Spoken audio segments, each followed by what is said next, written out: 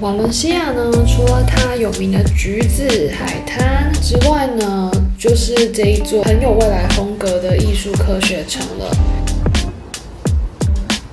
后面呢是我们饭店，那我们现在就在海洋科学城这里。这边呢就是很多现代化的建筑，有 Aquarium 跟科学博物馆。这个艺术科学城呢，占地大概35万平方公尺，是由出生于瓦伦西亚的设计师圣地亚哥卡拉特拉瓦设计的。那开幕时间呢，在1998年左右。那为什么会有这个艺术科学城呢？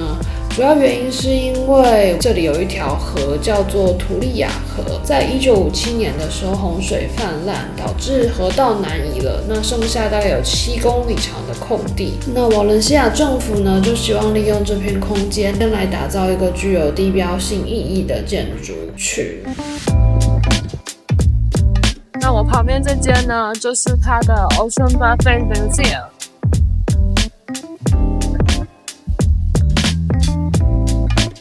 在后面的呢，就是 Oceanography Museum， 因为它的票要将近40欧，所以时间上有点来不及，那我就不进去了。不过据说是很好玩，然后还有很棒的海豚表演。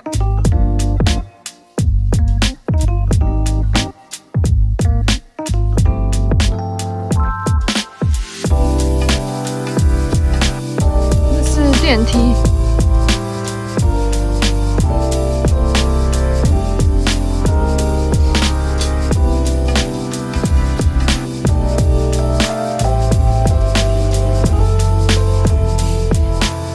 后面这边呢，好像是一个 disco club， 只开4、5、6，而且是从晚上11点开到隔天早上7点。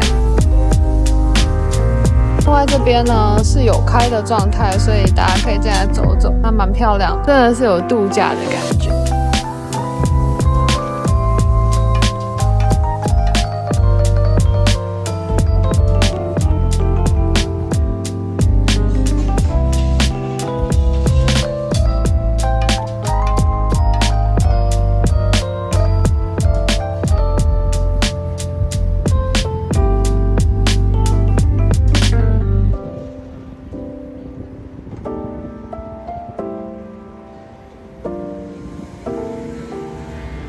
我们现在在的地方呢，比较靠近 Science 这一区，那可以看到后面那个蓝色，就是刚刚说的那个 Forum， 比较像展 Arts 的部分，像金鱼骨头的这个建筑呢，就是 Science Museum。那我正后方这个呢，就是 MX Theater， 最后面这个呢，就比较偏向音乐之类的展厅。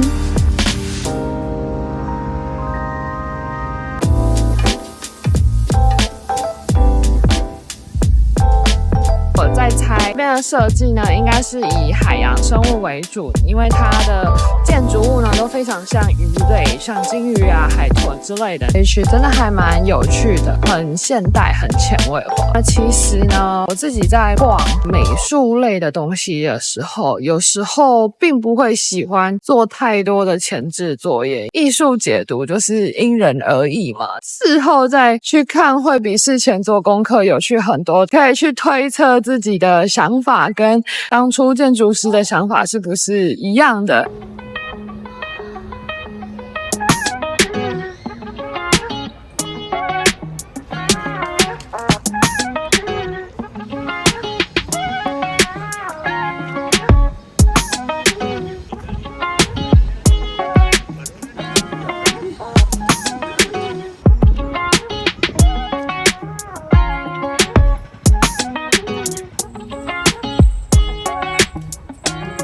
对面这里呢，就是我们饭店下面的 mall， 上面就是我们的饭店。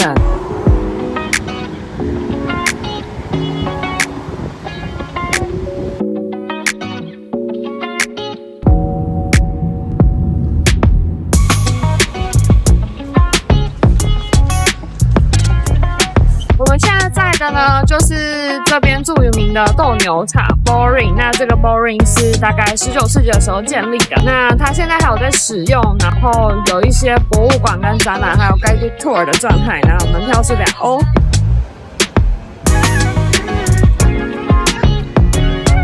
这个广场呢，就是瓦伦西亚非常重要的一个节日——法雅节的时候，大家会聚集在那边欢庆，那很多活动都会在这边。背后这栋建筑呢，就是瓦伦西亚的 City Hall。相信不少人都听过西班牙的法雅节吧？那法雅节的起源地呢，就源自于瓦伦西亚。那一般呢是在3月14号到19号之中间举行。法雅节源自于中世纪的木匠习俗，当时木匠为了纪念圣约瑟，在每年的3月19日圣约瑟节前夕，将冬天使用的木炭烧毁。那这些木头原本是用于支撑灯笼，提供冬夜的照明。那随着时间推移呢，在18世纪左右，这项习俗演变成装饰木头。那最后呢，发展成为使用蜡、布等材料制作的巨型人偶，又称为尼诺，而形成了今天的法雅节。到了节日结束的时候呢，人们会将法雅烧毁，象征春天来临。并不是每一个法雅都会被烧掉，若有人想要保留当年的法雅呢，就会经过投票表决，最后送到法雅博物馆保存。这段期间呢，也会有游行、圣母献花仪式、烟火，选出一名法雅皇后。瓦伦西亚呢，不只有法雅节，它也是帕埃拉的发源地。那瓦伦西亚最传统的帕埃拉呢，其实是以肉类为主，可能会是鸡肉或是兔肉。那这间餐厅呢，网络上评价超高，主要是以外带为主，但里面还是有小小的桌子可以让1-2组客人坐下来吃，吃起来感觉海鲜比较符合台湾人的口味，但都不错。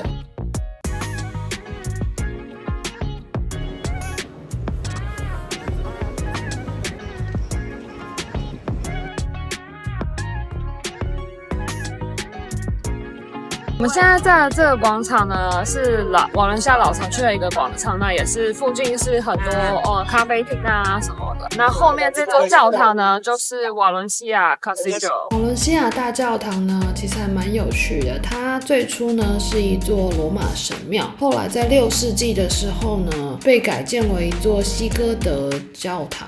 穆斯林统治期间呢，又变成了清真寺。1238年的时候呢，瓦伦西亚被阿拉贡国王詹姆斯一世征服，那清真寺呢就被改建为现今的教堂。那经过数个世纪改造，到17世纪才基本上完成。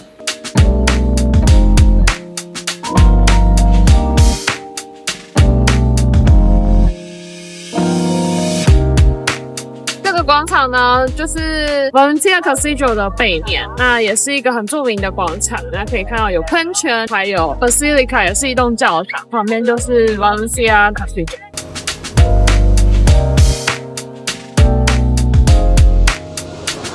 我们在瓦伦西亚的最后一个景点呢，就是瓦伦西亚的海滩了。这个海滩呢，离我们的饭店车程大概是6分钟，因为走路跟搭大众运输系统的时间基本上都要40分钟左右，就决定直接搭计程车。那我当初对瓦伦西亚的印象呢，除了瓦伦西亚橘子之外呢，就是我的欧洲朋友跟我说，他最喜欢的海滩呢，就是在瓦伦西亚，所以让我一直很想来这里。但老实说呢，我自己逛了一圈，我觉得我还是比较喜欢尼斯的海滩。那不知道大家怎么看呢？